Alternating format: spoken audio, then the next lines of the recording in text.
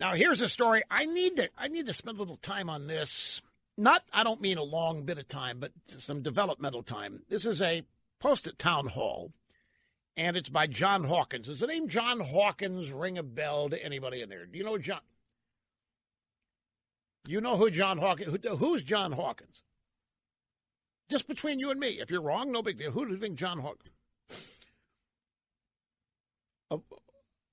No, he had a website called Right Wing News. And it is shutting down, he says, because of Facebook. Yeah.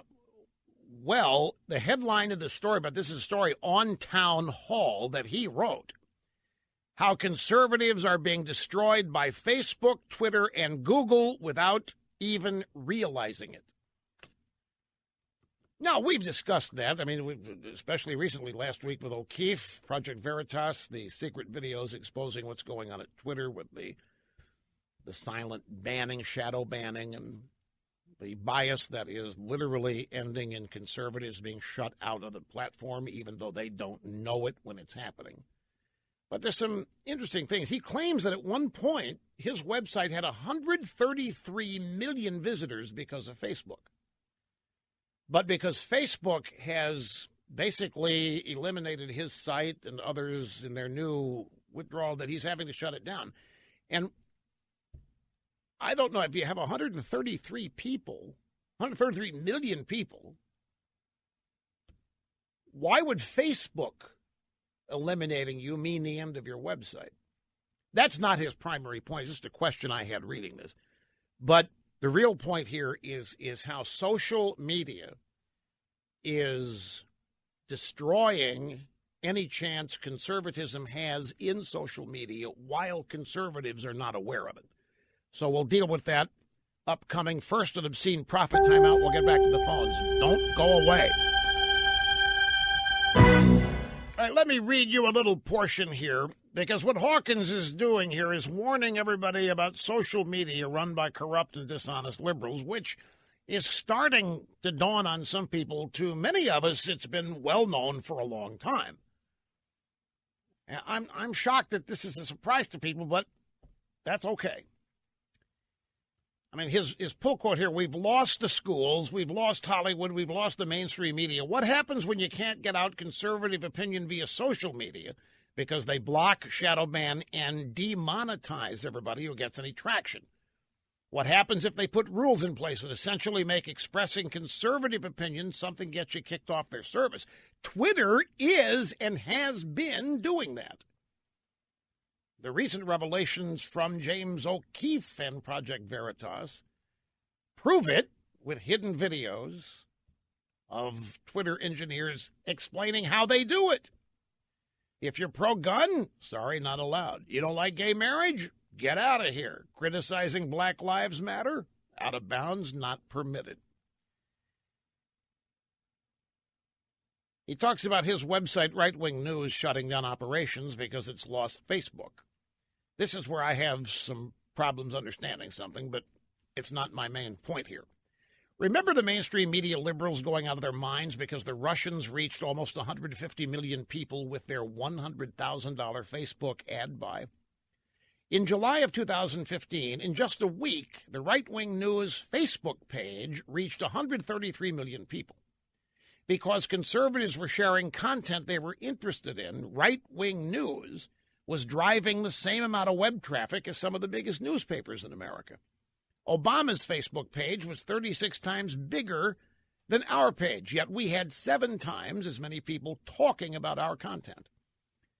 But what Facebook giveth, Facebook can take away. So why would Facebook want to kill extremely successful Facebook pages that its users enjoyed? And one of the reasons goes back to something that he's claimed he told reporters in 2016. He believes that all of the thriving right-wing Facebook pages activated large numbers of what he calls instinctive conservatives. We've talked people who live their lives as conservatives and maybe vote that way but don't know that they're conservatives. And it's his theory that this group of people is who elected Trump, and that Facebook and Twitter and all that want to get rid of all these people, which we know is the case. Hang on.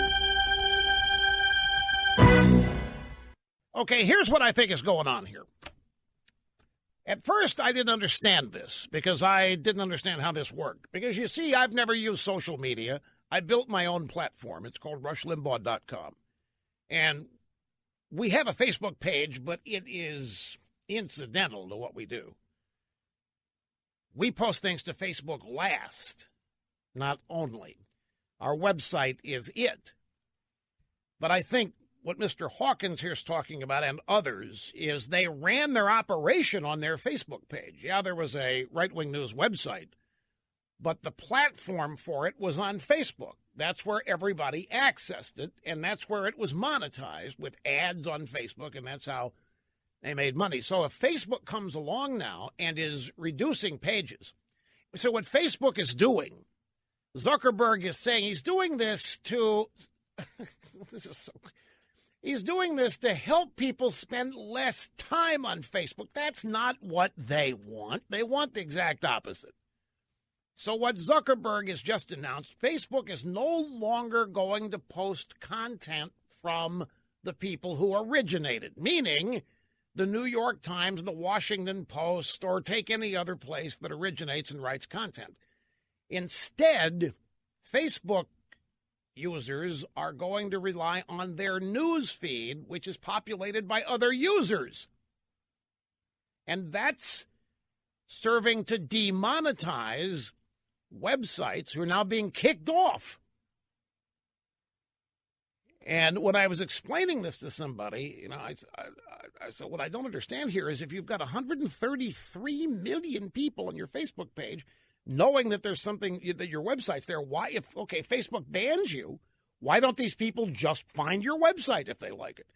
And the answer I got is because the website's not the base of operations. Facebook was. That's where they monetized and earned their money, essentially.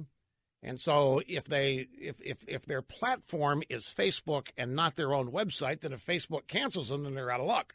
And Facebook is, Facebook's canceling conservatism, and so is Twitter, and they've been doing this a long time. But this latest Facebook move is also canceling the New York Times. Their new directive said that they are not going to post content from point of origin. They want it all to be your news feed that is populated by what other Facebook users see and put in their feeds. You go back and forth. And because of this, much conservative content that was being shared on these various sites hosted on Facebook are now not going to end up in news feeds or the Facebook pages of these websites aren't going to exist. And so in Mr. Hawkins' case, he's writing here that he's having to shut down his website, which is a shame. If it had 133 million, if it was reaching at some point 133 million people. But we know from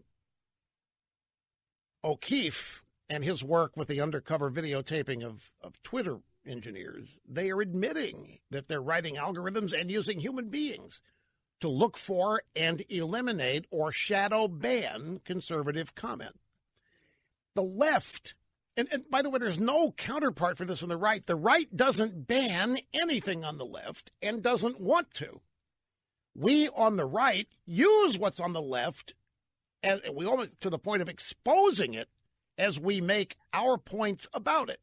They're not interested. As one Twitter engineer said, if it mentions guns, it's gone. If it's critical of gay marriage, it's gone. If it mentions America, odds are it's a conservative and it's gone. And they're in the process, literally, of eliminating any conservative content finding its way to Twitter. Facebook, it's much the same thing. These are all doctrinaire left-wing sites. And they're, however they describe what they're doing, their abject purpose is to deny access to their platforms to conservatives. Now, some people, they email during the, why is this hurting you? Because we've never used them. I'm talking about Twitter being a sewer for I don't know how long. Twitter has been a thorn in the side. I never once looked at using Facebook as a base of operations for RushLimbaugh.com is its own standalone. But I'll tell you what, folks, if I may get, what would be the word? If I may employ a little self-interest here, given that this is happening, and I'm saying this in all intents and purposes for the cause, the new features that we've built into the Rush Limbaugh Show app, which are also on the .com website, remember, it's free. I keep emphasizing this because you can become a member if you want, and that'll give you access to the Ditto Cam, the live video, and the audio streaming each day. But you don't have to. On the free side of RushLimbaugh.com, the app, the transcript of everything I say, 90% of it, is on the app, on the website every day, and now it's shareable. Now, I know many people have listened to a show and they hear something that they think is right on point and they want to tell other people, and they try. Yeah, I was listening to Rush and he said, when people start telling stories, by the time it gets to the third or fourth person is totally different. With this action these social media outlets are taking, you can still, if you want, you can share the unbridled conservative comment that you hear on this program by simply sharing the transcript. You don't have to remember anything.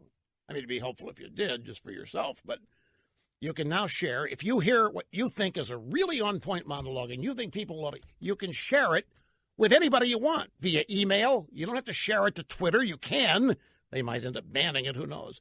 But you can share it with anybody. In fact, I would encourage you to do it. And that's why we've built the share ability in via message, via email. You can even, in some cases, use AirPlay. If you've got some people in a room and you want to play a video clip on the TV, you can do that. But as these social media outposts become monolithic and very exclusionary, Hawkins is right here. His headline, How Conservatives Are Being Destroyed by Facebook, Twitter, and Google Without Even Realizing It. I think more and more conservatives are beginning to realize it. But again, our source for what's happening at Twitter is O'Keefe and Project Veritas, and I will guarantee you that the only time James O'Keefe has ever been reported on the drive-by media is not for anything like this. It's about what a charlatan and fake or phony they think he is, as they do their best to discredit him or anybody else in conservatism who happens to be effective, especially at destabilizing and breaking down the phoniness and the arbitrary misarguments of the left. But really, the Rush Limbaugh app now combines all forms of media into one app. It's video, it's audio, it's transcripts, therefore text, and it's all shareable. And this is how now you can get around some of this restrictive behavior on these places that host content. If you have your own, if you've built your own base, if you built your own independent business, website or whatever, and you have not depended on Twitter or Facebook to monetize it, then what Facebook and Twitter are doing will not affect you or concern you.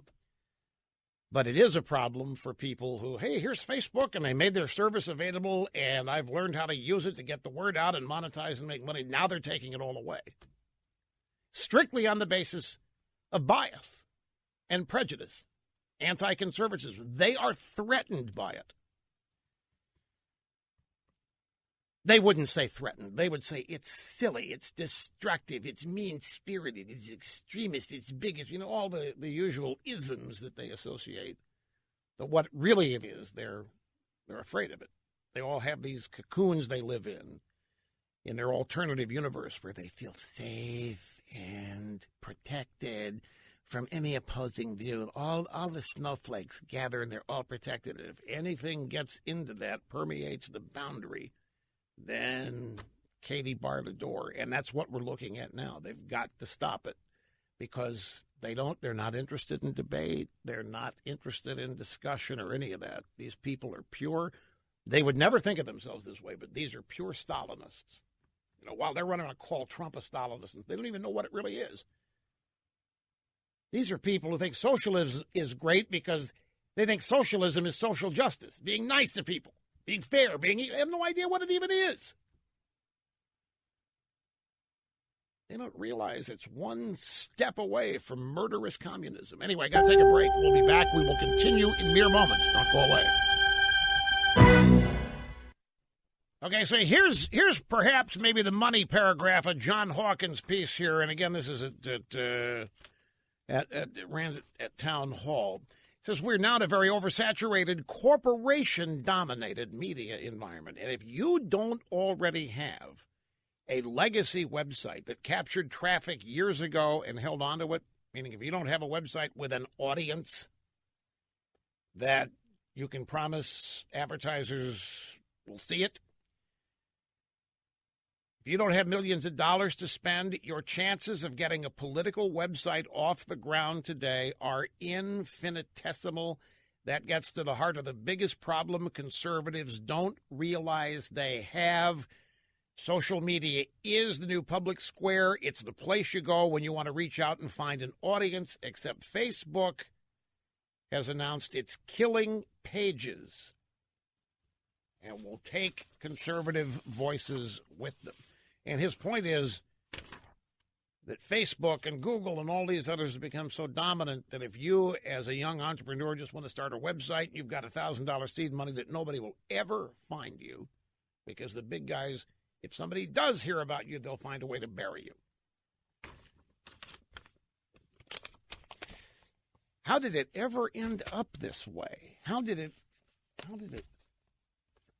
I have to, running out of time to mention this later. How did it ever end up that so many conservative sites ended up being dependent on, I don't know, different operating philosophies. But again, that's for another day. I don't want anybody going off. I'm not complete with my thought on that, so don't anybody start saying I said anything about it.